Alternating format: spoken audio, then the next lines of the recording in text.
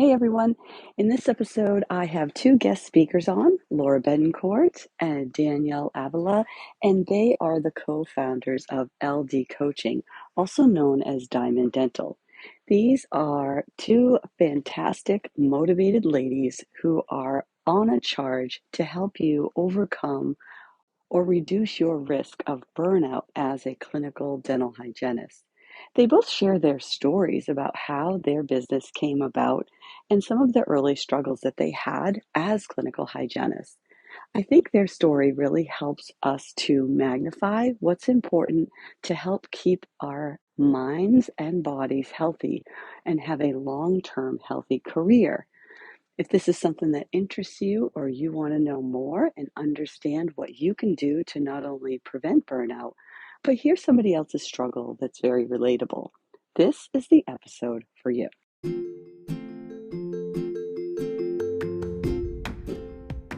Hey everyone, welcome to the Happy Flosser podcast. My name is Billy Lunt. I am your host, and I am here to talk to you about all things dental hygiene to support you on your journey through the dental hygiene program. Welcome, so glad to have you.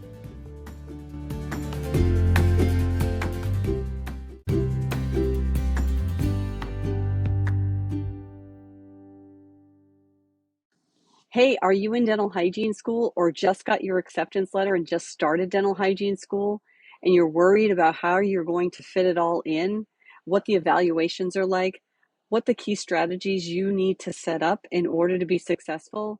You don't want to have worked all this time to get accepted into dental hygiene school only to make some pretty major errors in your first and second semester.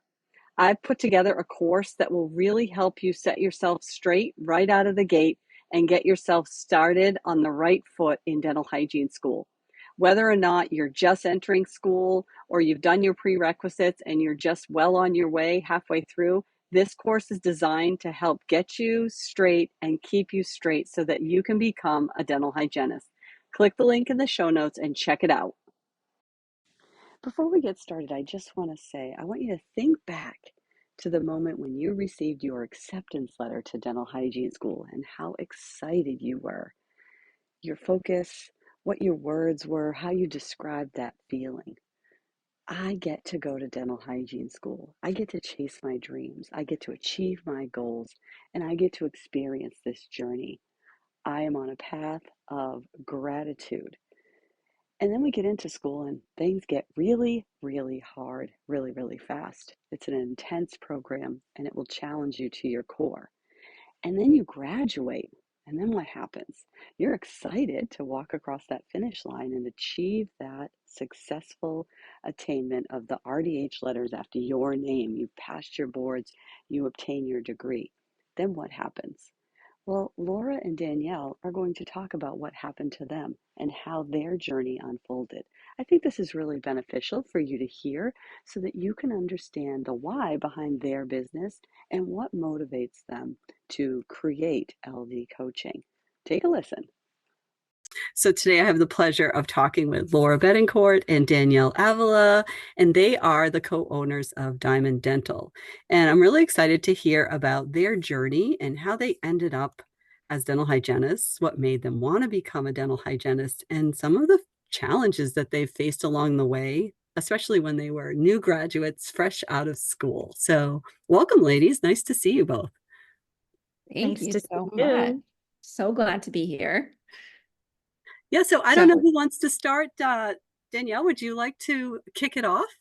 Yeah, absolutely. Can I answer any of those questions or all of them? You can do whatever you would like. I love it.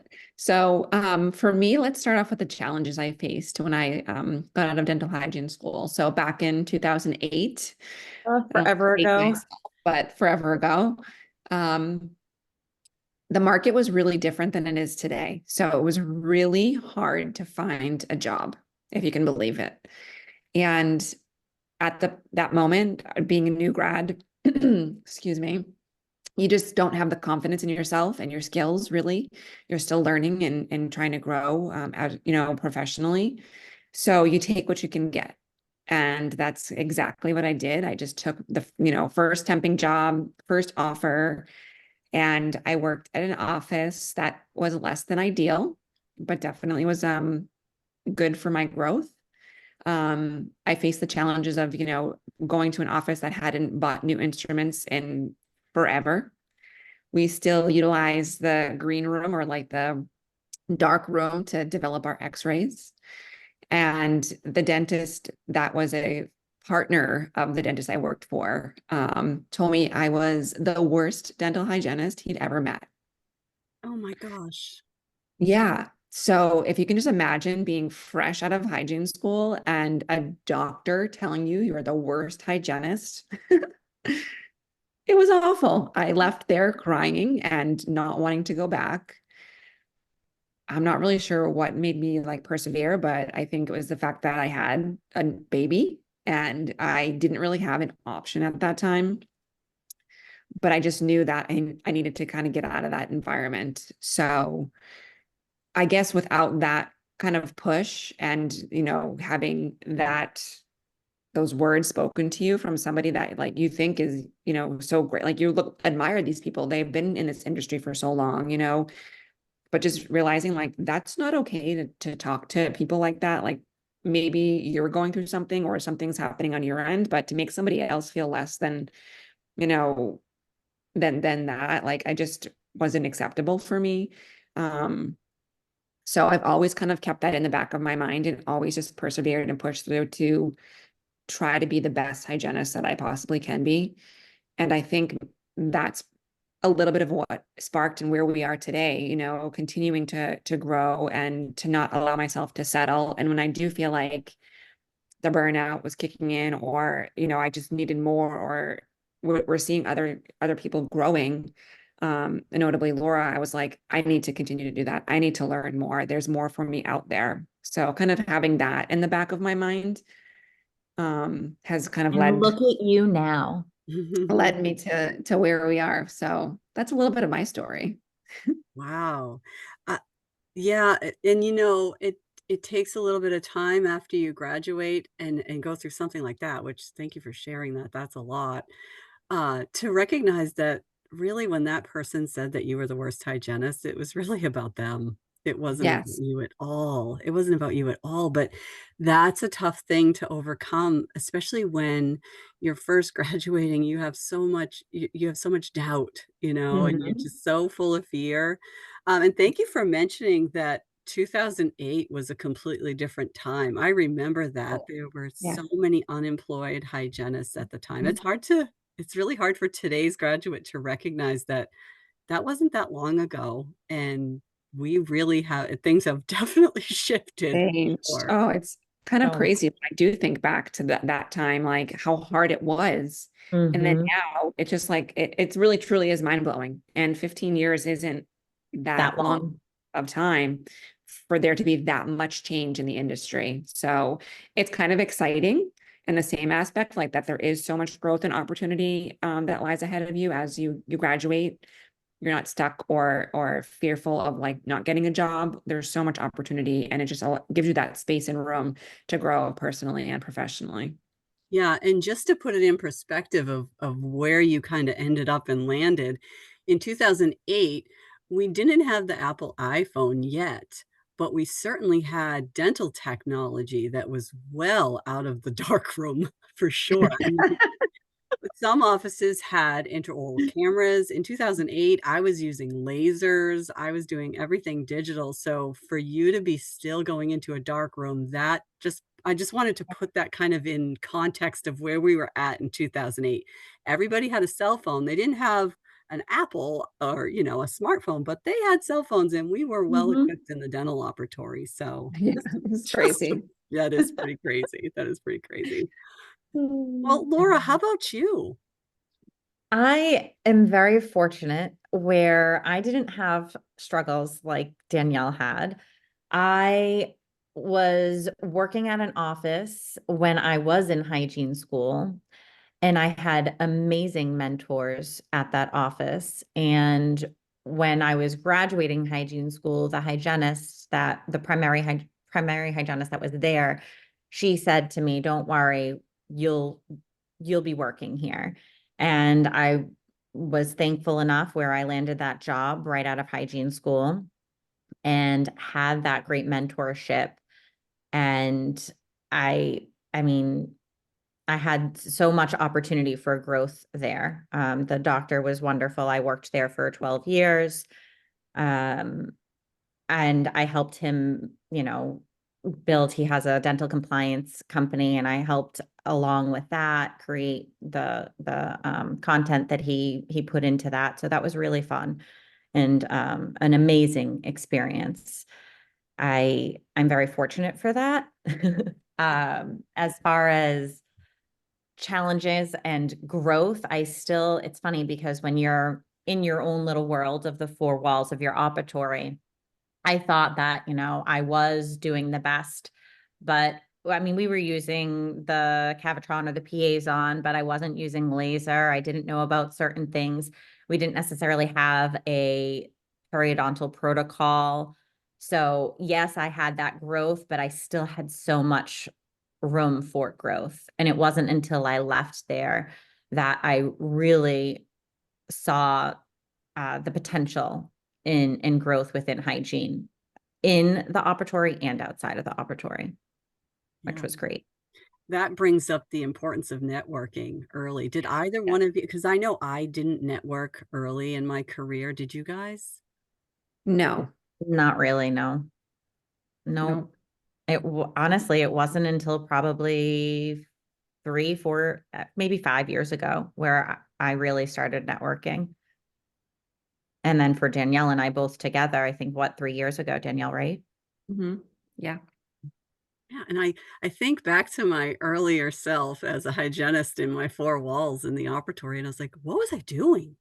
I mean, in my defense, networking was probably hard in the 90s compared to how it is now, right?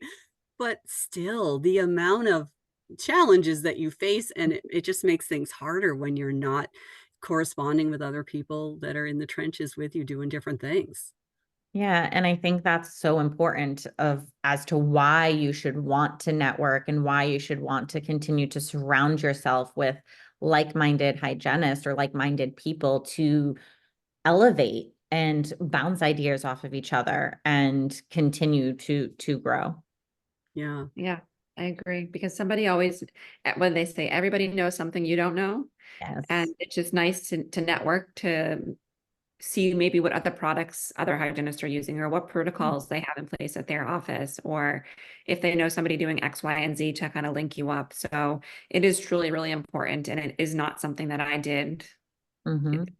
at all up until probably 3 years ago. Yeah. I feel like it helps you develop your own dental hygiene philosophy, you I love know, that. because you're talking with other people and you're saying, oh, that's what you do. Well, why do you do that? So you're asking the why, you're asking the how, the what's, and all of the really important pieces. And then it helps you contemplate and consider, well, why am I doing that or why am I not doing that? And then, you kind of correspond with each other. And then you have that support network. Yes. I love that you just said that because for the longest time, and I hate to admit this, but it's true, I was performing bloody prophies and I just thought that that was okay. That was normal. That's And normal. yeah, and it's funny because I remember specifically in hygiene school, one of the adjunct professors, and I'm totally blanking on her name, and I apologize for that, but she said something along the lines of, you're going to learn all this in school, but then when you get out, not everybody practices in school, like the way you're taught in school, right? The things are different, and try to stay true to like everything that you learned. And that went in one ear and out the other back then. And I was like, oh yeah, no, I'm doing great. And I'm so thankful. I did have amazing mentors, but at the same time, there was still that room for growth and still that room for improvement. And I personally have always been one that I always like to look at the different sides of every situation. I don't think that there's one way. I think that there's many different ways that you can do things. And that's why it's so important to have different tools in your toolbox in any aspect of your life, because it can help set you up for success. And when you're talking patient wise, there was the longest time that I was just this one specific way. And I just was so focused on looking through my one set of lens. And it wasn't until a few years ago that I truly realized, oh no, there's so many more tools out there to help get my patients healthy. Yeah, for sure. Well, so I'm a strong advocate for students to network early. And Yeah, I feel like in today's world, it's a lot easier to network with, with the internet and all of these different social media platforms and such. So I feel like it's going to stick somewhere if I keep saying it, right? absolutely. So I think all three of us recognized that at some point in our career, we needed to become good at networking in order to grow. Mm-hmm. Yeah, Yeah. totally. And I think it's easier to look back, but to look back, I feel like I probably would have done a lot more growing a lot faster, and it would have been easier for me to grow if I networked earlier. Oh, Yeah, absolutely. 1,000%. Could not agree more on that. Yeah. Why reinvent the wheel over and over for yourself when other people will help you reinvent it? Well, you can make a new wheel, right? Yeah. It's so true. And it's that mentorship and guidance. And I think that's what led Danielle and I to creating our business is Mhm. we wished that we had somebody to help us along the way sooner.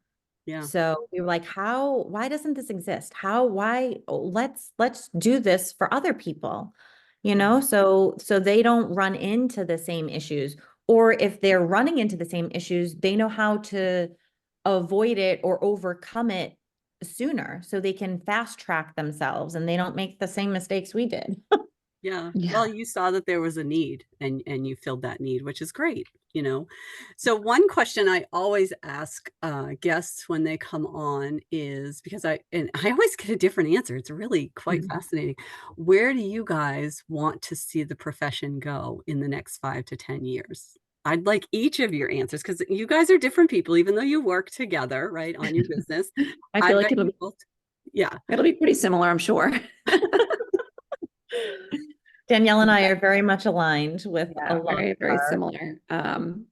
But I feel like for me, I would love to continue to see it lean more towards patient-centered care and around the whole oral systemic link and truly getting to the root cause for the patient of what is going on, both orally and systemically, and help the patient kind of connect those links to get Mhm. themselves healthy. So I would love to continue to see that trend, and it's starting. There is a shift in that, but I would love to continue to see that more and more, and for there to be, collaborations with ENTs and ortho, and just make sure that everybody's working together. Yeah, that total medical dental integration. I would love that as well.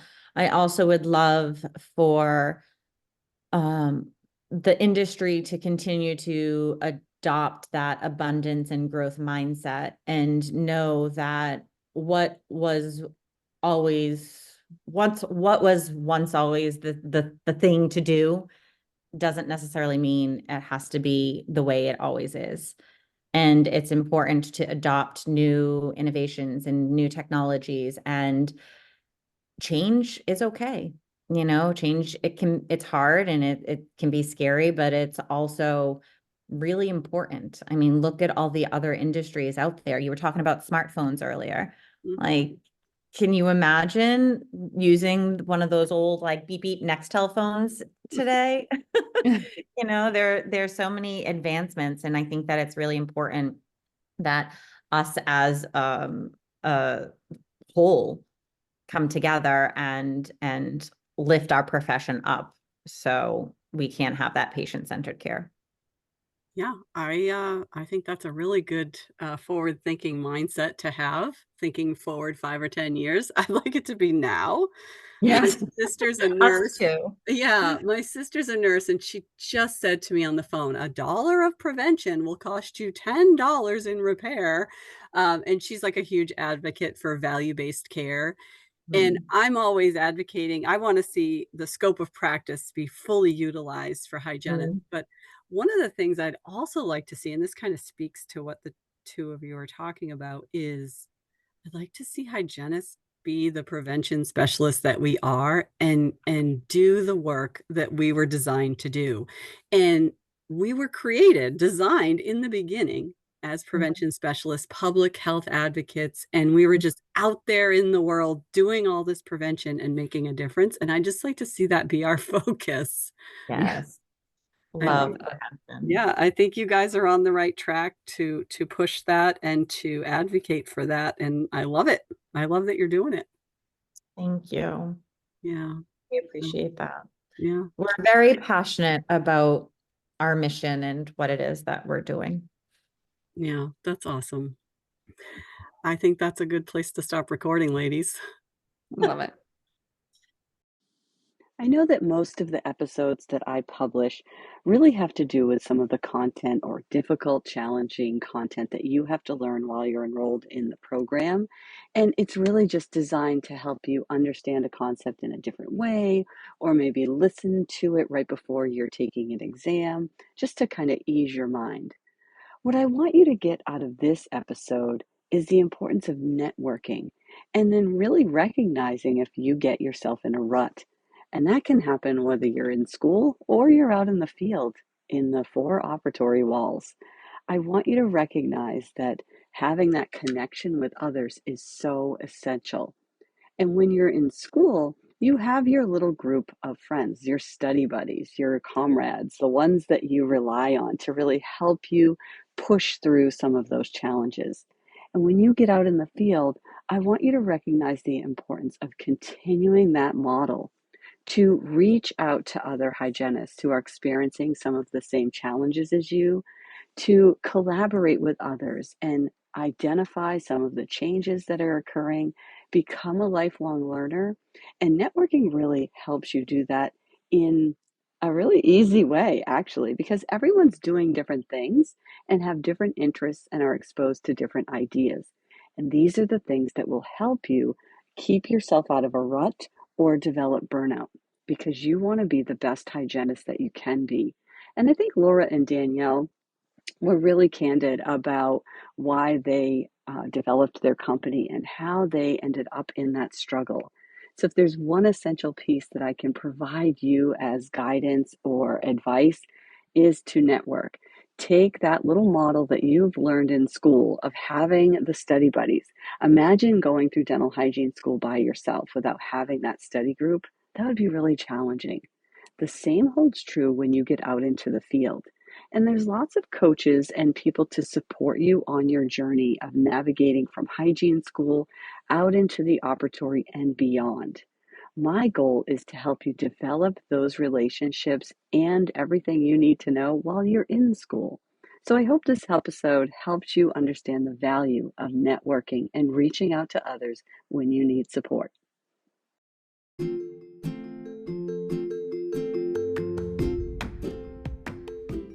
I would invite you to send me any questions that you need answered. Questions come up when you listen to this podcast. I have a link in the show notes, and I'd be happy to answer any questions that you have. Also, I would appreciate a review if you have time to leave one. Thank you so much.